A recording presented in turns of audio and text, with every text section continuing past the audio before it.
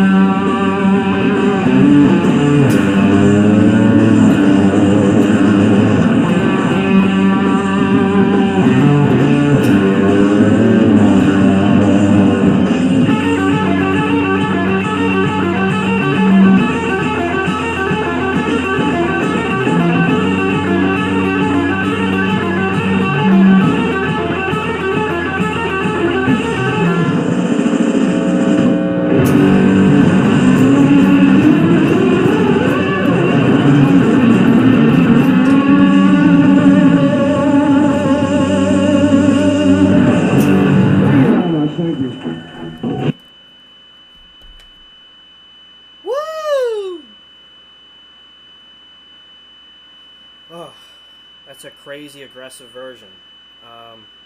Yeah, so Fairies Wear Boots, early version, recorded at the Electric Circus in Switzerland, April 29th, 1970, just a few days after the John Peel's BBC session.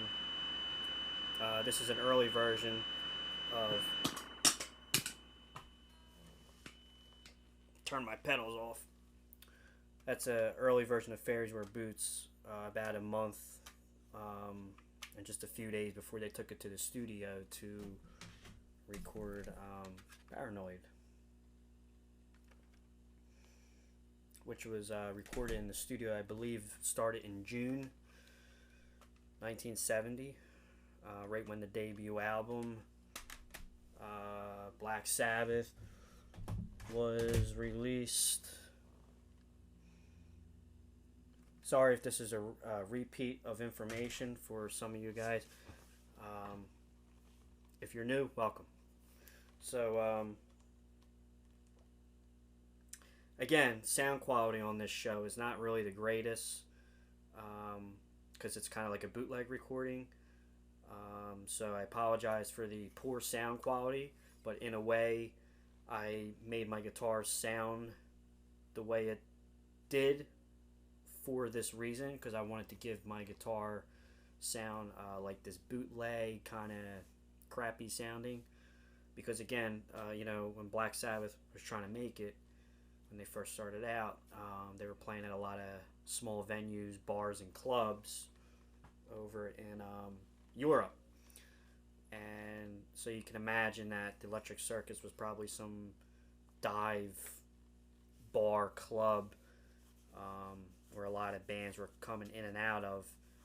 And with the poor sound quality system and the ambience of the atmosphere of these kind of settings that they played in, especially for an extremely loud band like Sabbath, it was hard for them. It was hard for any band to sound good in some of these places because of these venues were just not made for rock and roll. So I used a little bit of a slapback delay on the Echo Plex, and I have the Roland amp on the classic stack setting, which is a big sound, on the spring with a spring reverb setting engaged full all the way up. And of course, the secret of the tone is the SG Special with the Gibson Epiphone SG Special, and with the P-90s, which was the sound of Tony Iommi.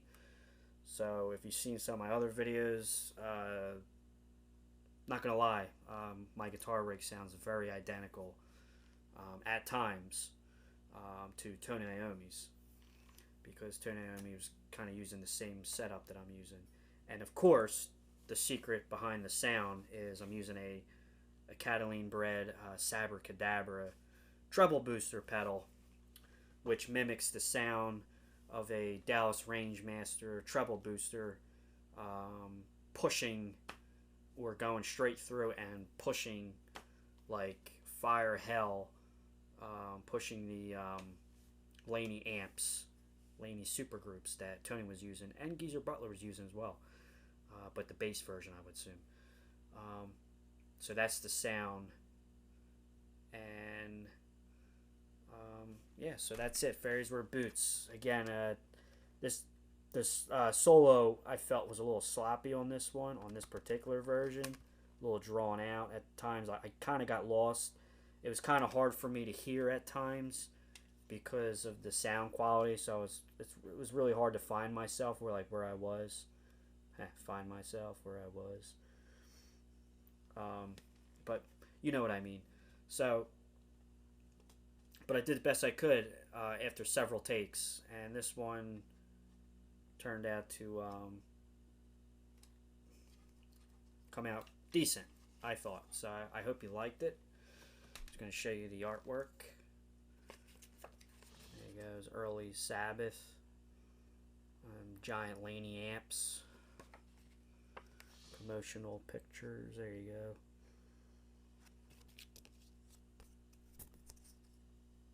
There's a promotional Warner Brothers.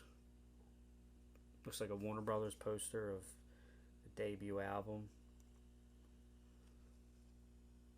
There they are in action. And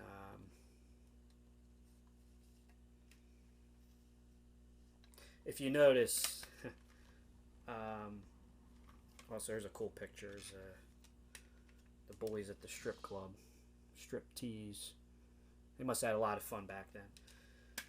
But anyway, oh, also, by the way, I used the Hal Leonard authentic guitar tablature book of the studio album Paranoid book as a reference to learn some of these Paranoid songs from the Paranoid album. I just picked this up not too long ago. Had to get it, of course. But that is Fairies Wear Boots, also referred to as Jack the Stripper. And we'll talk more about that when we start doing the Paranoid album. But anyway, if you notice when I was doing the video, I had to keep going like this. And the reason why is because there was just so much feedback coming out of the amp, which was very similar to Tony Iommi. If you ever listen to some of the, if you listen to like the Live at Last album, really any live Black Sabbath recording, when I first noticed it, the first live Black Sabbath album I ever heard was Live at Last, which was released in 1980, but the concert was recorded in '74 at in Manchester and the Rainbow Theatre in London, which was the same venue where Eric Clapton's Rainbow concert was, I believe. But anyway, if that's where I first heard this, what I'm about to talk about. But if you listen to Tony when he plays live, right when he turns that volume knob up, you hear this, which is like this massive dive bomb of feedback from hell. And every time that he would have the volume knob turned up, but he wasn't even touching the guitar or playing, it was just this consistent whistle, you know, because that was the feedback from the SG with a combination of P-90s. He was using the John Birch pickups that came in a little bit later, but P-90s can be very noisy because they're single coils. So basically what I'm saying is that's the downfall with the P-90s, but downfall kind of like in a good way, because that's the Tony Iommi sound. I mean, if I have this cranked, doesn't make the crazy whistle sound because I got a little bit of a different system here, but slightly different, but it would just be a lot of noise.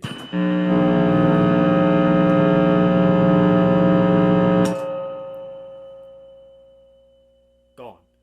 So that's the secret. I mean, that's old school. I mean, every time you play, you turn the volume knob up. When you want to be silent, you turn it down. So that's a little bit of theory of Tony Iommi's guitar effect. It's very noisy with a P-90 kind of guitar, and of course treble, any kind of treble booster being or pushing a very high driven classic stack kind of amp, like a Laney, a Marshall, or even an orange amp that Tony can be seen playing. There's a cool channel, you guitar players out there, you might already know. Check out, this guy influenced me so much with playing when I first started. He is like one of the rock star, sensational, inspirational guitar players on YouTube. And he's not even like in a famous band or anything, but he's just famous for what he does, and everybody knows who he is when I say his name. But Andy from Pro Guitar Shop. You know, as a young guitar player when I started, and even when a lot of guitar players started during this time, any pedal you would want to hear how it sounds, and you would go on YouTube and you would look up Pro Guitar Shop demos, and Andy made every guitar pedal sound absolutely stunning because he was such a good guitar player, and he would do like speed picking without even a pick. Like, he was just unbelievable. He's unbelievable. Check him out, Andy. I forget his last name, but just look up Andy Pro Guitar Shop. Pro Guitar Shop was a music store. I think they're out of business now, but long story short, he now works for Reverb. Check him out on Reverb, and he does a lot of guitar demos with using demonstrating new amps that come out and gear, and he's basically a promotional gear demo guitar wizard. And you know, he just promotes like new pedals and stuff when they come out, and guitar players watch the videos and get super turned on, and they want to go buy it. So he does a good job at selling the product. But look him up on Reverb. He now works for Reverb, and he's got a really cool video that I saw last night, trying to go through some more Tony Iommi Black Sabbath videos and lessons, as I always like to wander through YouTube to try to find anything that will make me an even better guitar player, especially for a certain project I'm working on, like Black Sabbath. And I came across Andy Andy from Pro Guitar Shop on Reverb. He's got a really cool video. It was shot 2 Halloweens ago. By the way, it's October 1st. Happy Halloween. He did a really cool video on October 30th, 2019 on Reverb, which is Reverb, you know,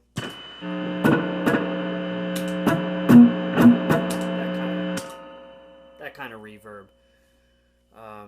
Look up Andy Pro Guitar Shop, or Andy from Pro Guitar Shop Reverb. He's got a cool video shot a couple years ago where he goes through some different gear to get your playing to sound like Tony Iommi. And very important, he mentions P-90s and treble boosters, different ones. But in this case, I'm using the Gibson Epiphone SG Special, which is based off of a 1960s, early 60s, or mid 60s Gibson SG Special, with the wraparound tailpiece, 2-tone, 2-volume pots, the half bat wing pick guard, dot inlays, binding. I'm using this. That's what I'm using. A Gibson Epiphone SG Special, similar to Tony Iommi's in the early days, or the Monkey SG. And I'm using a Sabracadabra by Cataline Bread treble booster distortion pedal, which is based off of like a Dallas Rangemaster going into a Laney amplifier stack. And I have the Roland Microcube amp on the classic stack setting to try to mimic that wall of fire amps, as for example Tony would use. So again, thanks for watching the video. Sorry it's a little long. I hope you liked it. And Black Sabbath, Rockstars 92.